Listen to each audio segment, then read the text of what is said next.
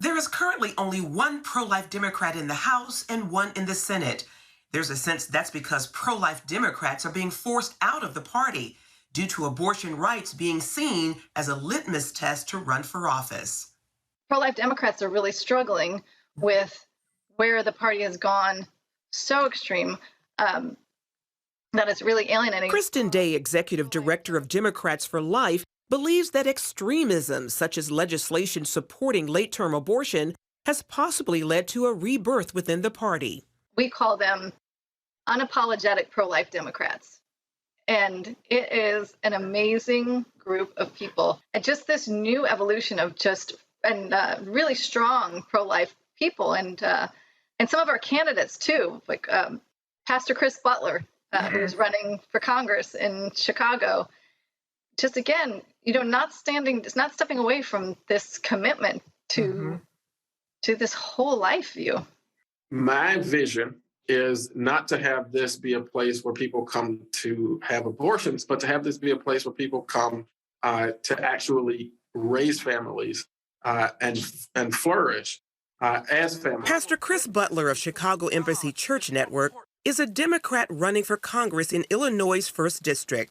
He's alarmed at the rate of abortion in the Black community. When I started to see abortion rates and how people of color are overrepresented in abortion numbers, in the same way that we are overrepresented in incarceration rates, in dropout rates, in poverty rates, this abortion thing is not a mechanism for justice. Is probably more of a mechanism of injustice. While abortion rights advocates often cite poverty as one reason women terminate their pregnancy, Butler argues against that theory. That abortion actually doesn't solve poverty. Abortion doesn't close income gaps. Abortion doesn't create quality, affordable housing, doesn't create quality, affordable healthcare. And those are the things that people that I'm talking to in the district really want to have, because folks, again, 75% of the abortions that we have in this country are performed on low-income women. 27-year-old Trenae McGee, one of the youngest members of the Connecticut General Assembly, agrees. I think this discussion of abortion and the racism in the abortion industry has really piqued an interest with young people. And so I've been receiving calls. McGee won her state seat in a special election late last year. My district is primarily Black and brown. And so it was not a concern. They are Black. They know they're Black. They love to be Black, and they're pro-life. A devout Christian, McGee hopes to help others see the importance of valuing life.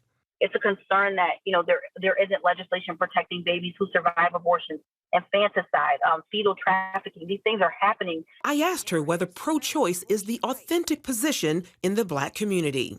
There has been a stirring in a lot of Black people who've been afraid to say they're pro-life. 1 in 4 Democrats are pro-life.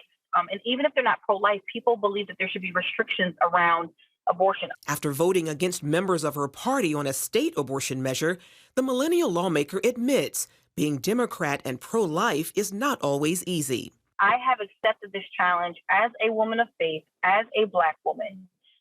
You have to there's kingdom comes over culture, and culture obviously is very important, because there's times when people don't see your likeness or image of God. They see the color of your skin. And so I have accepted this call. A call Butler says should be heard in both parties.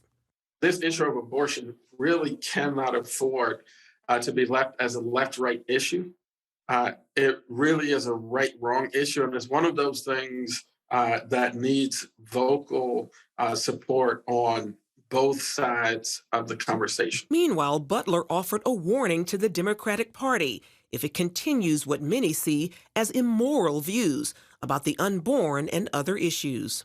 We can show to the national party that we are going to, as a party, continue to get smaller and smaller if we keep pushing pro-life voices out of the party, folks with, who observe more of a biblical, historical, and traditional family ethic. A message Day hopes is heeded before it's too late for her party. So there are 21 million pro-life Democrats out there who are very frustrated. I think this midterm election is going to be very telling about how little abortion extremism helps. Charlene Aaron, CBN News.